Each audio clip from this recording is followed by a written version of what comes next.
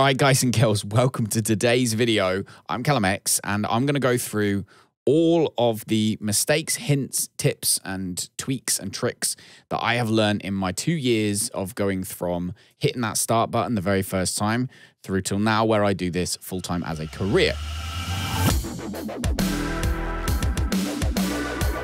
Too warm. Got warm while I was making this video.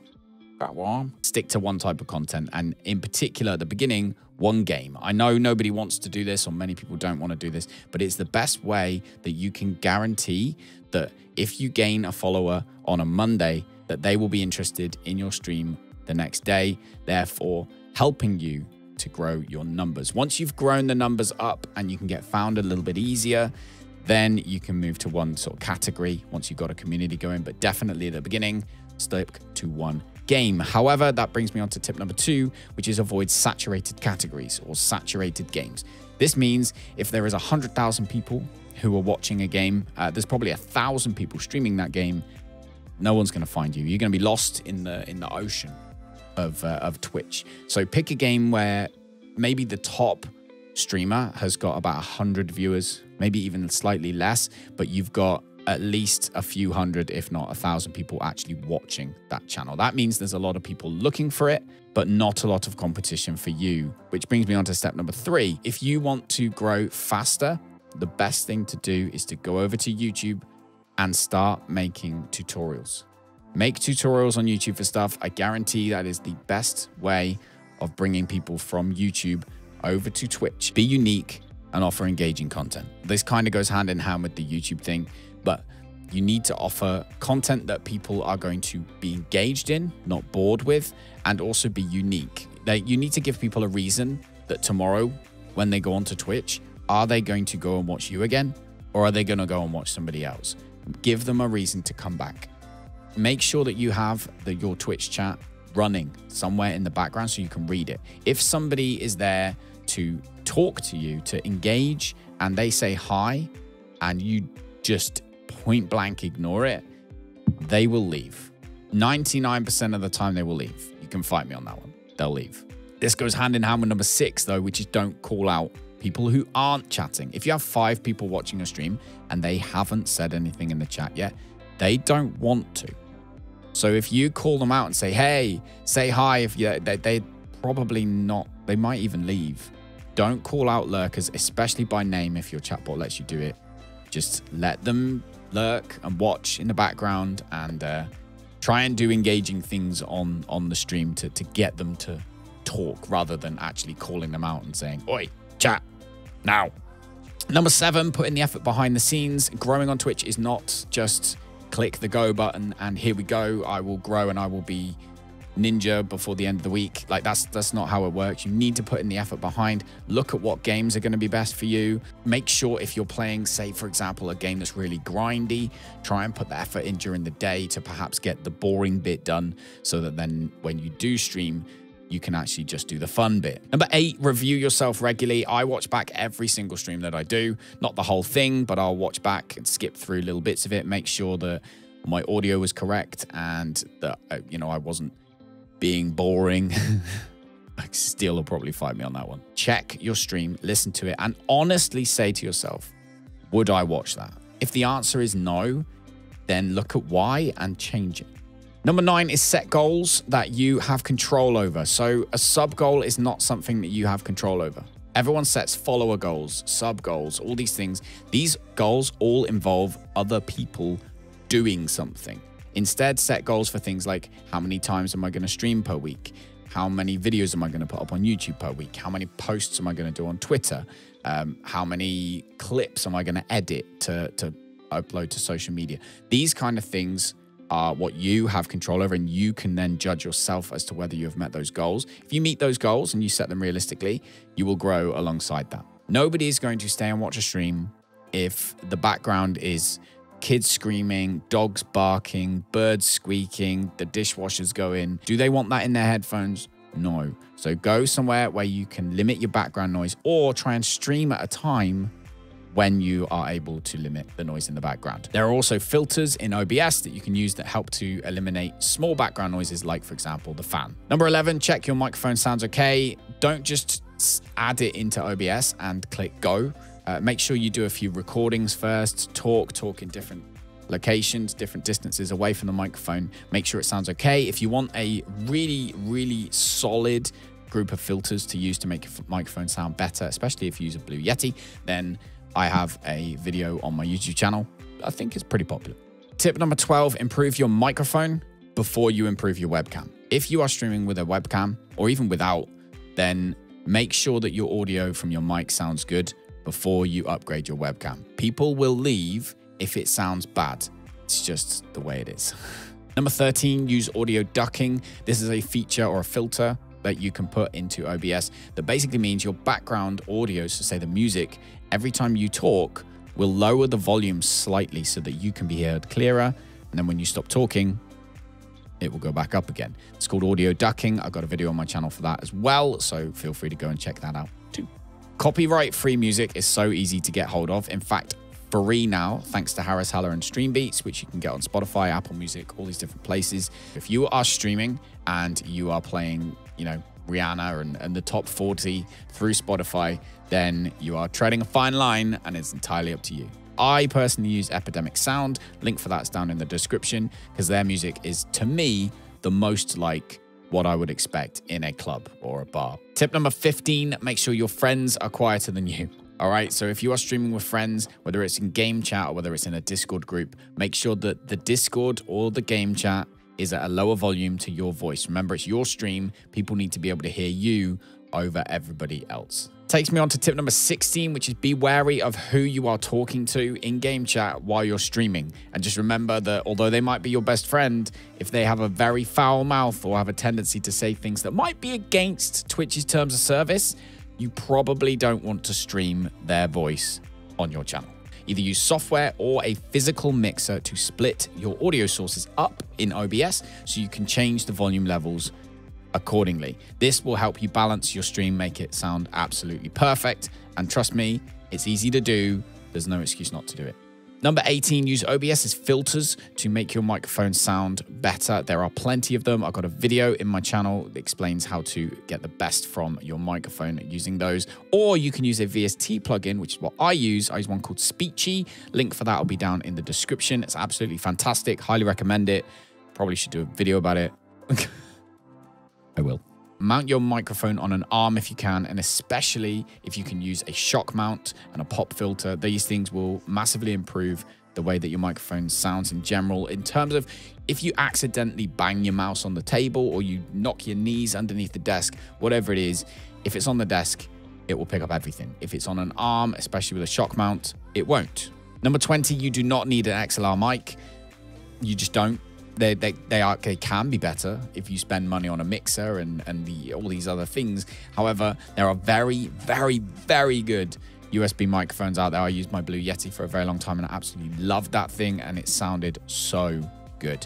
So do not be tricked into thinking you need an XLR mic. Just make sure you look at the reviews. Go to Alpha Gaming channel, loads of good reviews on microphones and things in there, and pick a good one that matches your budget. Number 21, don't put your microphone too far away from you. The further away your microphone is, the higher the gain you have to have. Therefore, the more background noise it will pick up and the worse it will sound. It will especially lose like the deeper end of your voice and things like this. So make sure you have your microphone where it is designed to be. So this, for example, I use a Rode Pod mic at the moment. This is designed to be close to your face.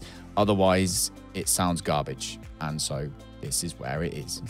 Number 22, be very careful when it comes to game music on your channel. I personally have game music always turned off, and I will use my copyright-free music, which I know that I definitely own the rights to. Some game music can get you into trouble.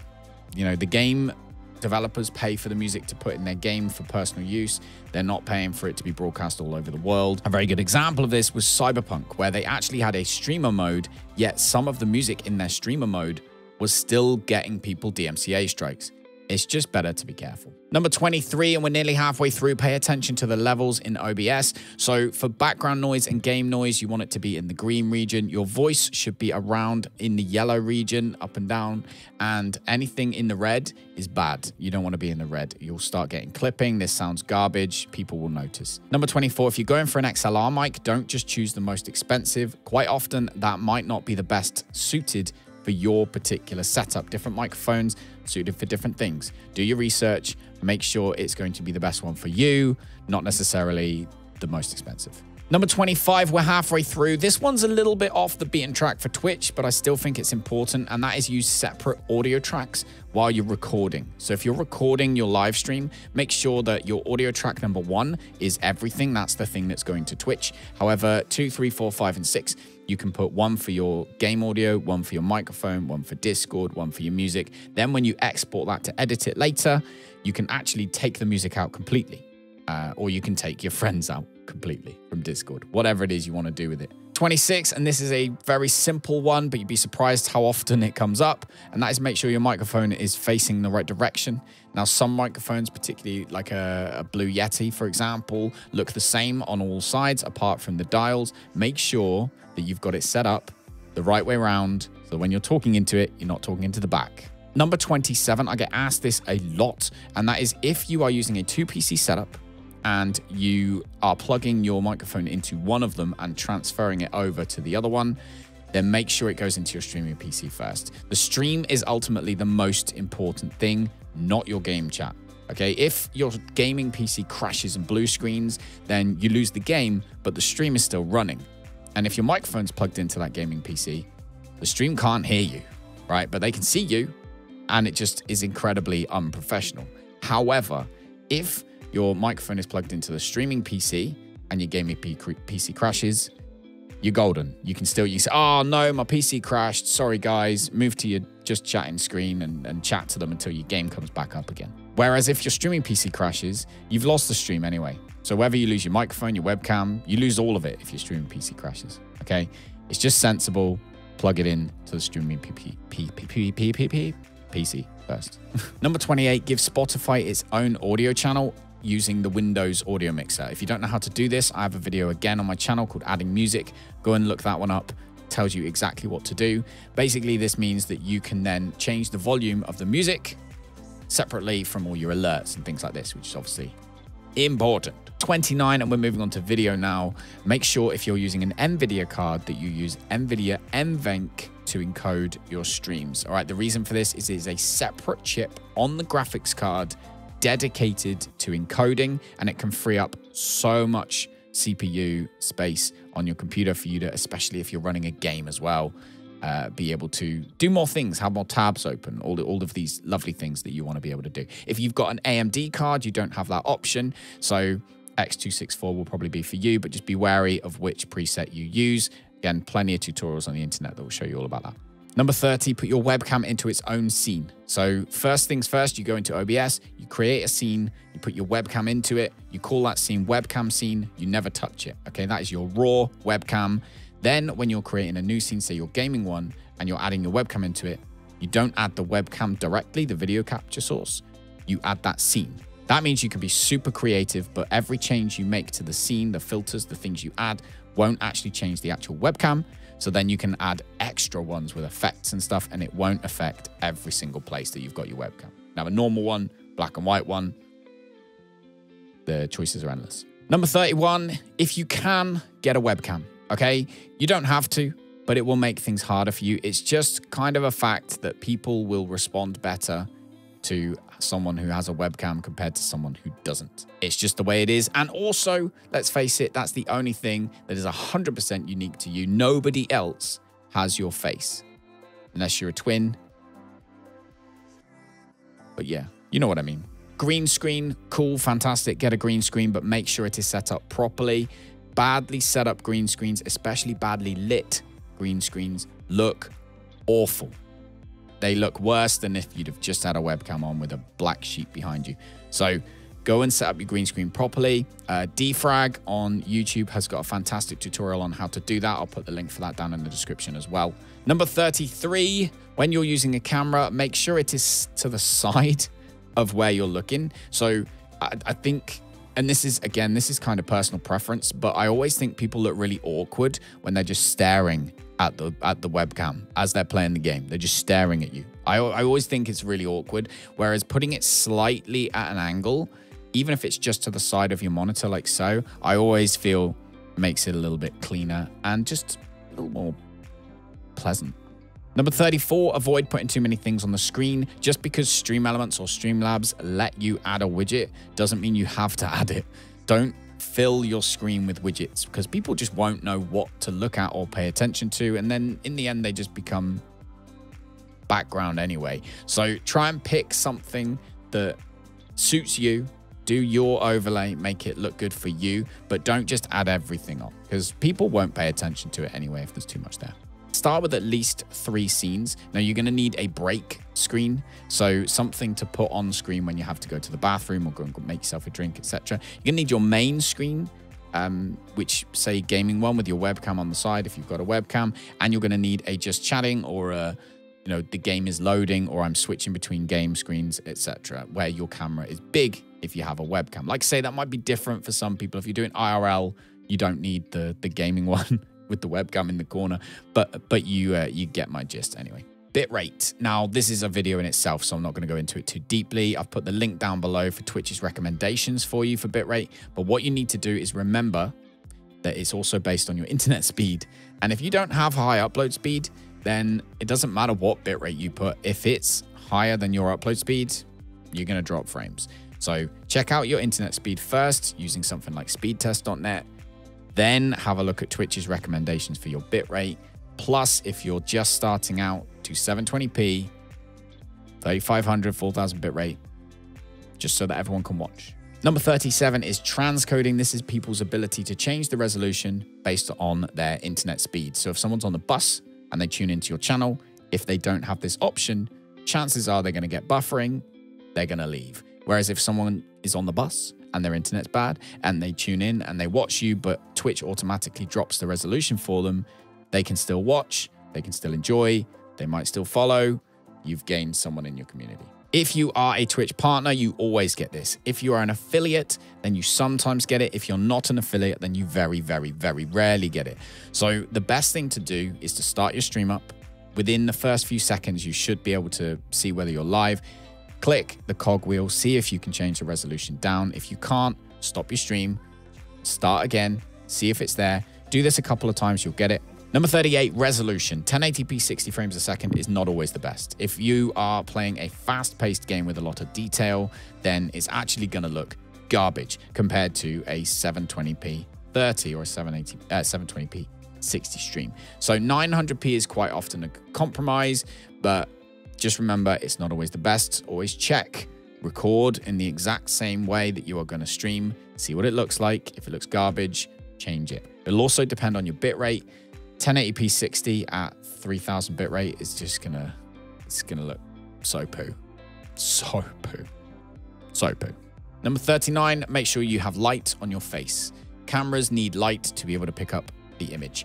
Is the basics of that. And if you have an expensive camera like a DSLR, then yes, you're going to be able to put less light on your face to be able to get it to give you a good image. Cheaper webcams are going to need a lot more light, but just remember, it might not be your webcam that's bad. It might be that you just need to buy a lamp.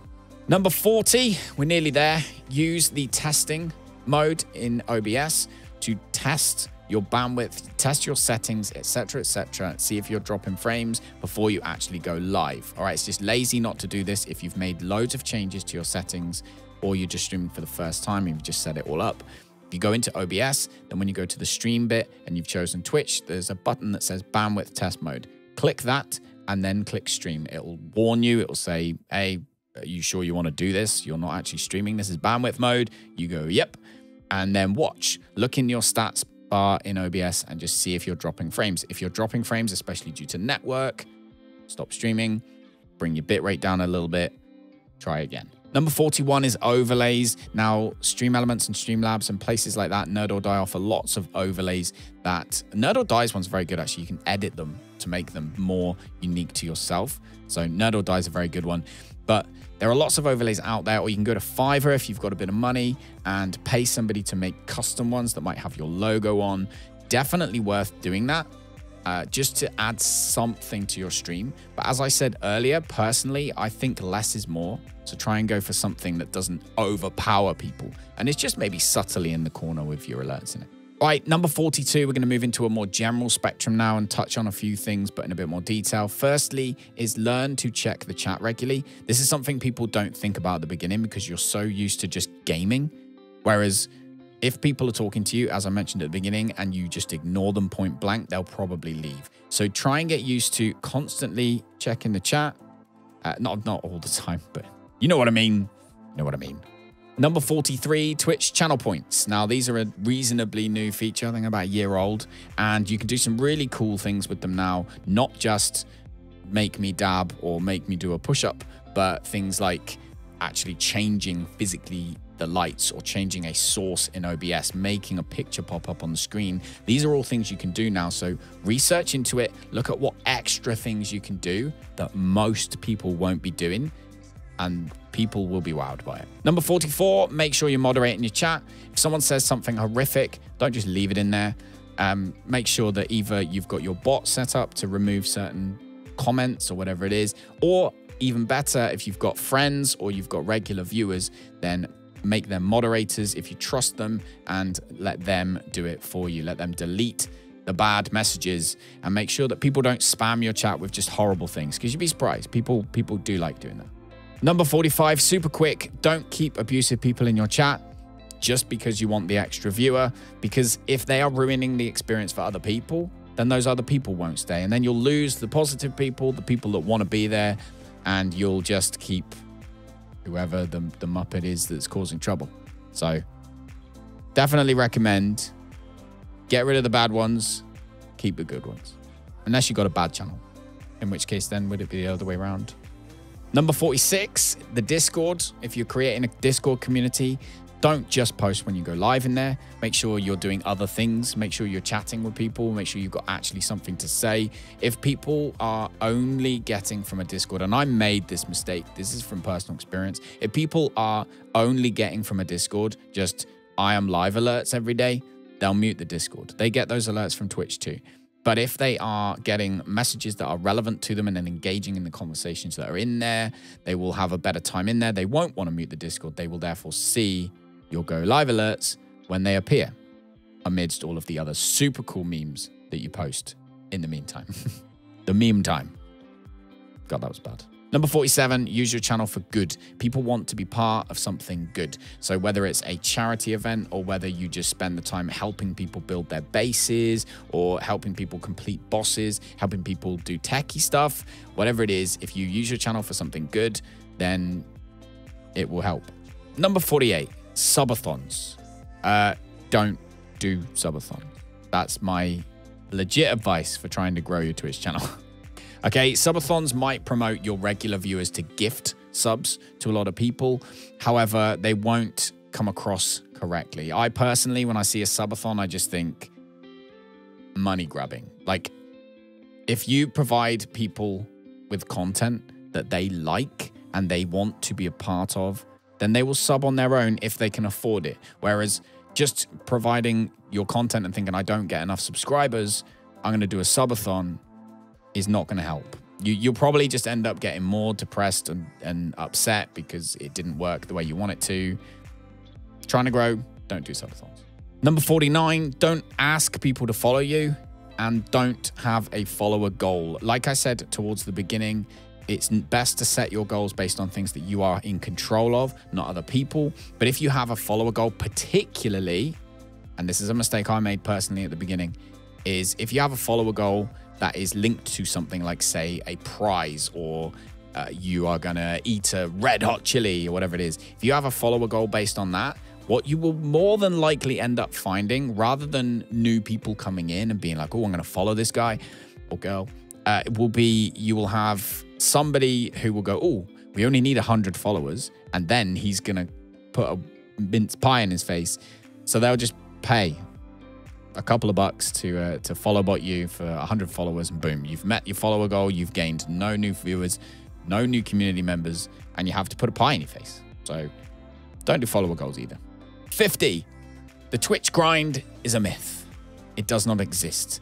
Twitch grinding is not the best way to grow. Being smart about your streaming is the way to grow. If you just stream 8 hours a day on Twitch, it's going to take you forever to grow, okay? Unless you are incredibly unique, or you're doing something special, or you've brought people in from other platforms. All these things that we've already mentioned, they are what help you grow. Streaming 8 hours a day, just clicking go and playing games ain't gonna work. One quick bonus that's 2, Callum. One quick bonus at the end is that the bar is a lot higher now. I know I have given out 50 tips that you might think, oh, well, I don't need to do that. So-and-so didn't do that. And there are a lot of big streamers that don't do a lot of these things, but they're already there. And you need to remember that the bar 5 years ago, 3, 4, 5 years ago, was a lot lower than it is now. People have a lot more access to resources, etc. You are competing in a much more saturated market, competitive market. That's the one. And you need to stand out. So ultimately, we have to work harder, but it's worth it in the end. So hopefully you enjoyed this video. Let me know down in the comments if you have anything to say, or if you have anything else maybe you want me to make a video on, or any questions. You can always join our Discord as well. I do stream on Twitch, as you probably imagined. Link for that's down in the description too. And subscribe to the channel if you want more just like this. I hope that you can take something away from this. I really do. And I will speak to you guys in the next video. Good luck. Happy streaming. Take care of yourselves. Bye-bye, guys.